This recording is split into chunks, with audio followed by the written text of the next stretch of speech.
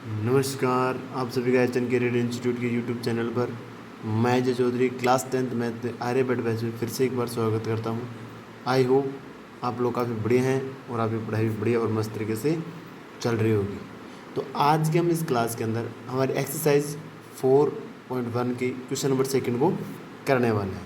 Question number 1 हमने कर लिया है। आज ही क्लास को स्टार्ट करने से पहले पीछे वाली क्लास में जो आपको होमवर्क के लिए क्वेश्चन दिया गया था, पहले हम उस क्वेश्चन को करेंगे, उसके बाद हम आज की क्लास को स्टार्ट करेंगे। ठीक है,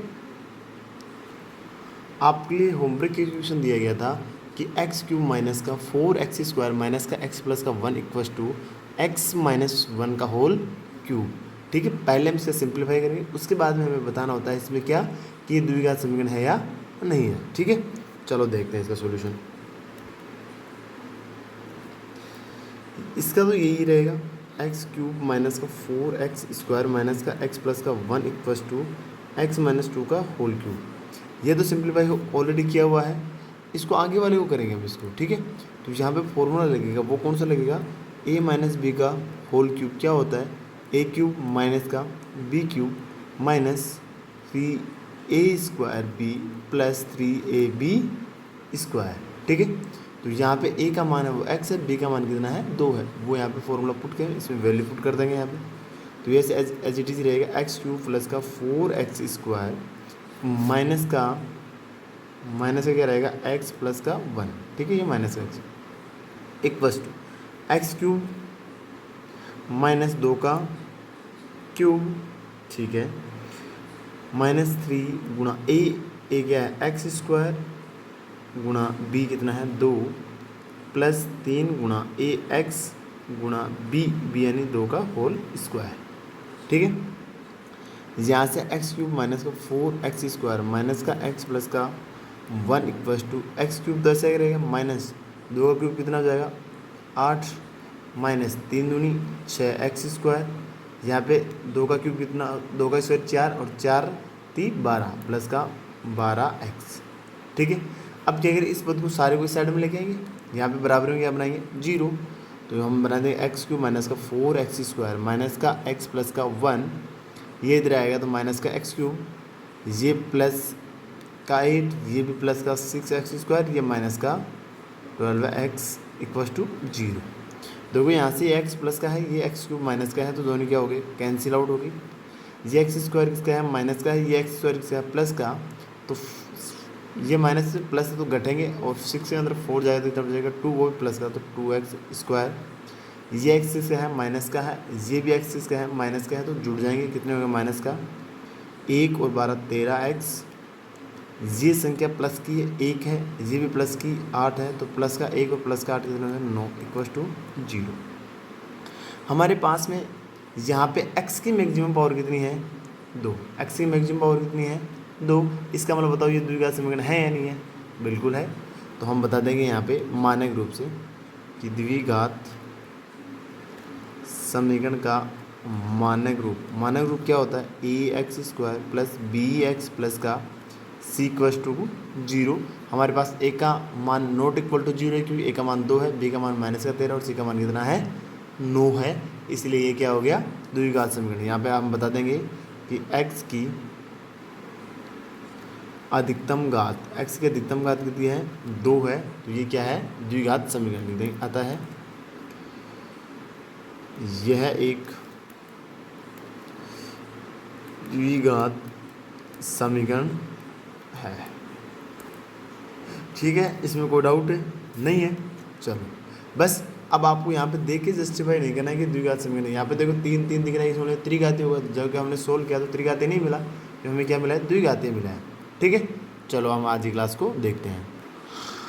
आज की हमारी क्लास है, इसके अंदर एक्सरसाइज 4.1 का ही है, ये सेकंड क्वेश्चन है।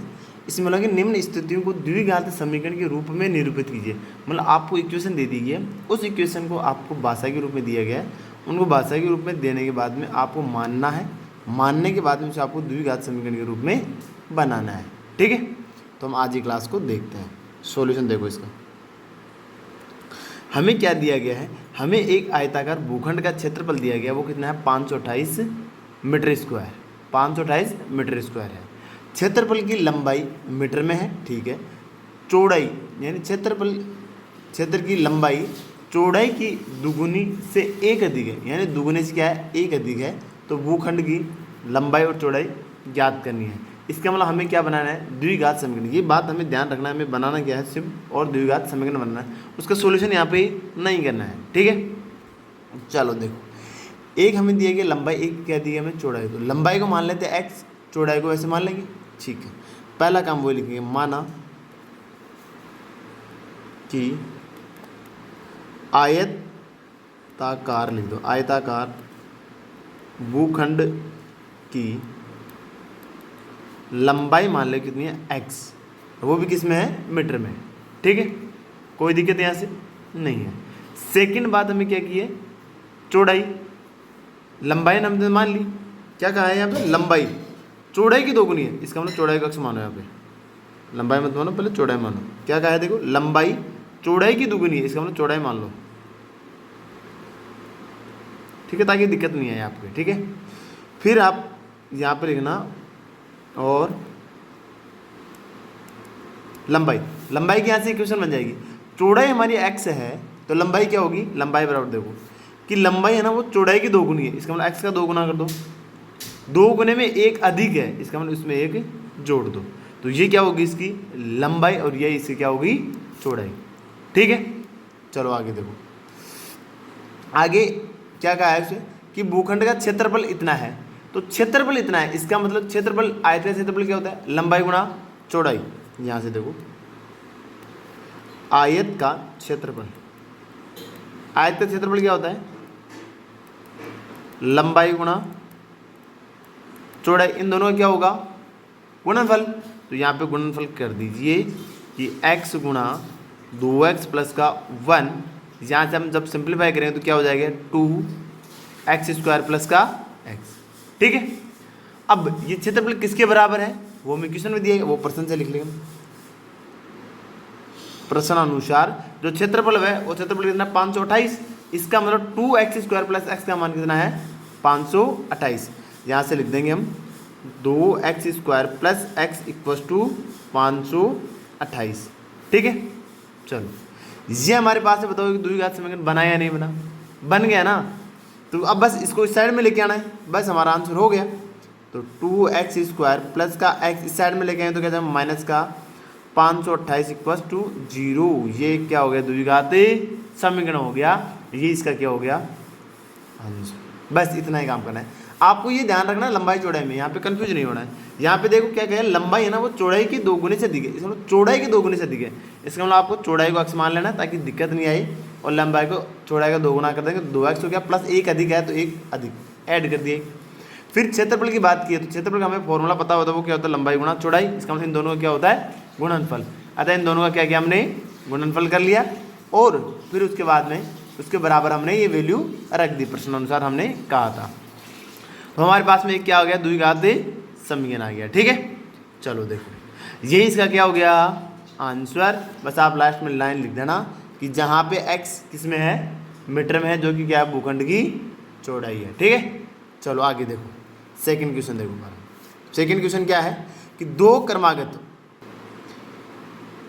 क्रमागत धनात्मक पूर्णांकों का गुणनफल 306 है, हमें पूर्णांकों को ज्ञात करना है, इसका मतलब इसमें भी क्या करना है, द्विघात समीकरण ही आपको बनाना है, ठीक है। क्या बनाना है, द्विघात समीकरण बनाना है। दो क्रमागत धनात्मक मतलब कंटिन्यू, तो एक को हम x मान ले, एक अगली क्या हो जाएगा, x प्लस का 1, ठीक है। उनका गुणनफल, उन दोनों को गुणनफल किसी इसके बराबर कर देंगे, हमारा आंसर आ जाएगा, ठीक है। तो यहाँ पे लिख देंगे, माना क्या लेंगे ना, एक बार हमने x लेना है तो दूसरी क्या हो जाएगी, धनात्मक पूर्णांक, तो माना एक धनात्मक पूर्णांक लगा दो ना, पूर्णांक मान लेना, ठीक है। धनात्मक पूर्णांक बराबर क्या, x है, क्रमागत बोला गया है, इसका मतलब दूसरा क्या होगा, दूसरा धनात्मक लगा देना ताकि दिक्कत नहीं, दूसरा धनात्मक पूर्णांक क्रमागत, ताकि दिक्कत नहीं, क्रमागत दूसरा धनात्मक पूर्णांक क्या हो जाएगा, x प्लस का 1, जस्ट अगले वाला आ जाएगा, ठीक है। हमारे पास में पहला क्या बना है मैंने, x, दूसरा क्या आ जाएगा, x प्लस का 1, ठीक। आगे देखो आई इनका गुणनफल, तो गुणनफल करें हम, लिख देंगे प्रश्न अनुसार लिख देंगे, या पहले इनका गुणनफल याद कर लो। तो लिखो पूर्णांकों का गुणनफल क्या होगा, इन दोनों को गुणा, तो x गुणा x प्लस का 1 अंदर मल्टीप्लाई करें तो क्या हो जाएगा, x गुणा x प्लस का 1 गुणा x, तो यहाँ से हो गया x स्क्वायर प्लस का x।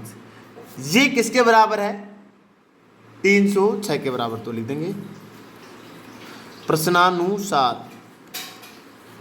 प्रश्नानुसार क्या हो जाएगा, x squared plus x equal to कितना हो जाएगा, 306। इसको इस साइड में लिया, हमारा आंसर आ गया एक्स स्क्वायर प्लस का एक्स माइनस का 306 इक्वल टू 0। ये हमारे द्विघात समीकरण बनाना था, हमें द्विघात समीकरण बना दिया है, बना दिया ना हमें यहाँ पे, ठीक है। अतः लिख देंगे कि ये क्या है कि धनात्मक पूर्णांक है, जो हमें क्या कहे, हमें पूर्णांक को ज्ञात कीजिए, पूर्णांकों को ज्ञात करना है, तो इससे हमें x की वैल्यू फाइंड कर सकते हैं, जो कि आगे वाले क्वेश्चन में करेंगे। इसका आंसर यही हो जाएगा, क्योंकि हमें यहाँ पे सिर्फ द्विघात समीकरण के रूप में निरूपित करना था, ठीक है। चलो नेक्स्ट क्वेश्चन को देखते हैं हम। नेक्स्ट क्वेश्चन हमें दिया गया है क्या, कि रोहन की माँ उससे 26 वर्ष बड़ी है, ठीक है। उसकी आयु यानी वर्षों में देखिए, आयु का गुणनफल अब से 3 वर्ष पश्चात, अब से 3 वर्ष पश्चात 360 हो जाएगा, तो रोहन की वर्तमान आयु ज्ञात करनी है, ठीक है। देखो इधर सबसे पहले क्या है, रोहन की माँ उससे 26 वर्ष बड़ी है, इसका मतलब हमें एक का मानना है, वो किसे माना, रोहन से बड़ी है, इसका मतलब रोहन की वर्तमान आयु मान लो क्या, x, क्या मान लेंगे हम, x, ठीक है। उससे 26 वर्ष उसकी माँ बड़ी है, तो क्या हो जाएगा x प्लस का 26। फिर क्या गया है, उसकी आयु उनके गुणनफल अब 3 वर्ष के पश्चात, इसका मतलब 3 वर्ष के पश्चात रोहन की आयु क्या हो जाएगी, x प्लस का 3, और उसकी माता की भी आयु क्या हो जाएगी, x प्लस 26 तो पहले से थी, और उसमें 3 और जुड़ जाएगा, तो 26 और 3 कितना हो जाएगा, 29। तो x प्लस का 29 उसकी माँ की आयु हो जाएगी। उसका गुणनफल, तो दोनों क्या करेंगे, गुणनफल करेंगे, वो गुणनफल किसके बराबर हो जाएगा, 360 के बराबर। तो वहाँ से जब गुणनफल के उससे 360 के बराबर करेंगे तो हमारा समीकरण बन जाएगा द्विघात। देखो इसका आंसर, सबसे पहले मानना है किसको, रोहन की वर्तमान आयु को। मानने वाला आपको गलत नहीं कहना, सही ध्यान में रखना है, ठीक है। देखो माना कि रोहन की वर्तमान आयु बराबर x वर्ष है, ठीक है। तो यहाँ पे लिख भी देना x वर्ष में माना है। तो उसकी माँ की आयु क्या होगी, लिख देना रोहन की माँ की आयु, रोहन के माँ की आयु क्या हो जाएगी, माँ की आयु 26 वर्ष अधिक है, तो x प्लस का 26, सही है। यहाँ तक किसी को डाउट नहीं है। अब देखो हमें क्या है, 3 वर्ष के पश्चात, कितने वर्ष के पश्चात, 3 वर्ष के पश्चात, इसका मतलब 3 वर्ष के पश्चात रोहन की आयु क्या हो जाएगी, यहाँ पे लिख देना 3 वर्ष के पश्चात। दोनों क्या लेनी है, पहले लो किसकी, पहले हम लेते हैं रोहन की, रोहन की आयु कब, 3 वर्ष पश्चात, क्या हो जाएगी x प्लस का 3, और उसकी माँ की आयु क्या हो जाएगी, x प्लस का 29 तो पहले से थी, उसमें भी 3 साल जुड़ेगी, क्योंकि वो भी तो 3 साल बढ़ेगी, ठीक है। तो x प्लस का 26 और 3 कितना हो जाएगा, 29। तो यहाँ से x प्लस का 29 साल की वो क्या हो जाएगी, उसकी माँ हो जाएगी, ठीक है। अब देखो उनका गुणनफल, गुणनफल इसका मतलब इन दोनों का क्या करें, गुणनफल, यहाँ पे गुणनफल ज्ञात करो। तो गुणनफल कितना आ जाएगा, x प्लस का 3, यहाँ से आ जाएगा x प्लस का 29। इन दोनों का क्या करना है, हमें गुणनफल करना है। तो गुणनफल कैसे किया जाता है, इनको अंदर मल्टीप्लाई किया जाता है, पहले x को फिर 3 से, ठीक है। तो एक बार मैं आपको डायरेक्ट नहीं करा के एक एक के साथ में मल्टीप्लाई करके दिखाता हूँ, ठीक है। आप लोग डायरेक्ट भी कर सकते हो। x को पहले पूरे कोष्ठक के साथ गुणा करें तो x प्लस का 29, फिर प्लस का 3, पूरे कोष्ठक से अगले वाले से होगा तो x प्लस का 29। ये दोनों वैल्यू पूरे वाले कोष्ठक से मल्टीप्लाई होते हैं, ठीक है। जब इसको अंदर मल्टीप्लाई करें तो क्या हो जाएगा, x से x से करें तो x स्क्वायर, प्लस 29 से x से करें तो क्या हो जाएगा 29x, प्लस 3 को x से करें तो क्या हो जाएगा 3x, और 29 को जब 3 से गुणा करेंगे तो कितना हो जाएगा, आप लोग आराम से रफ नोटबुक में कैलकुलेट कर लेना, कितना होगा 87, 9 3 27, 2 3 दूनी 4 2 8। ठीक है, अब देखो यहाँ से कितना एक्स स्क्वायर प्लस ये दोनों 3 3 एंड एक्स एक्स की वैल्यू है, तो 29 और 3 कितने हो जाएंगे 32x प्लस 87। ये हमारे पास क्या आ गया, द्विघात समीकरण आ गया, यानी हम बोले तो गुणनफल आ गया। हमें दिया गया है गुणनफल किसके बराबर, 360 के बराबर, तो हम गुणनफल को 360 के बराबर कर देंगे। एक्स प्रश्न अनुसार x squared plus 32x plus का 87 बराबर हो जाए किसके, 360 के। ठीक है, अब हमें बराबर में क्या लेना, 0 तो 360 को इस साइड में ले आओ, तो x squared plus 32x plus का 87 इसको इस साइड में ले तो माइनस का 360 बराबर 0। अब 360 में हम माइनस करेंगे किसको, 87 को, बस एक्स स्क्वायर प्लस 32x, 7 में यानी 0 में 7 नहीं जाएगा तो उधार ले लेंगे, कितना आ जाएगा 3, और यहाँ पे 5 रह जाएगा, तो इससे उधार ले लेंगे 15 में जब 8 माइनस करेंगे कितने बचेंगे 7, और यहाँ पे कितना बचेगा 2, और ये भी किसका बचेंगे माइनस का बराबर 0। ये हमारा क्या हो गया answer, x squared plus 32x minus 273 बराबर 0। ये क्या हो गया इसका आंसर, ये क्या हो गया इसका आंसर कि हम दी गई समस्या को द्विघात समीकरण के हमने रूप में लिख दिया है। हमें यही तो पूछा है, और जहाँ पे x क्या है उसकी वर्तमान आयु है, किसकी, रोहन की। ठीक है, नेक्स्ट क्वेश्चन देखो। नेक्स्ट क्वेश्चन हमारे पास है कि एक रेलगाड़ी 480 किलोमीटर की दूरी समान चाल से तय करती है यदि उसकी चाल 8 किलोमीटर प्रति घंटा कम होती तो वह उसी दूरी को तय करने में 3 घंटा अधिक लेते। हमें रेलगाड़ी की चाल ज्ञात करनी, हमें द्विघात समीकरण बनाना है। ठीक है, ये यहाँ पे नहीं है, ये भी यहाँ पे। ठीक है, ये क्वेश्चन आपके लिए होमवर्क के लिए क्वेश्चन है।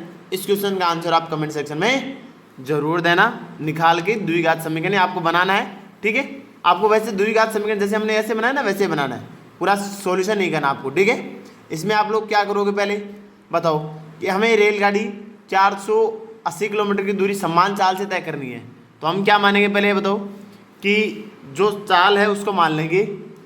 ठीक है, मानेंगे हम चाल मान लेंगे एक्स, कुछ भी मान लेंगे, क्या मान लिया हमने, चाल एक्स मान लिया। फिर वो कितनी दूरी तय करेगी, 480 किलोमीटर दूरी तय करेगी। चाल बराबर, चाल हमने मानी है, क्या मानी है हमने, चाल मानी है। तो समय का फॉर्मूला क्या होता है, समय बराबर दूरी बटे चाल। तो दूरी हमें दे दी गई है, ये रही, चाल हमने मान ली है, तो समय आ जाएगा समय बराबर दूरी बटे चाल। ठीक है, उस फॉर्मूले से हम क्या ले लेंगे, उसका समय कैलकुलेट कर लेंगे।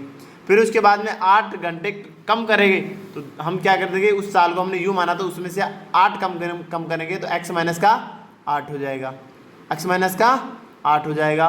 फिर उसी हिसाब से चाल फिर ले लेंगे, दूरी वही रहेगी, तो दूरी बराबर 480 बटा x माइनस का 8 आ जाएगा। ठीक है, पहले क्या आया था 480 बटा x आई थी, उस हिसाब से आपको दोनों को निकालना है। ठीक है, चलो थैंक यू।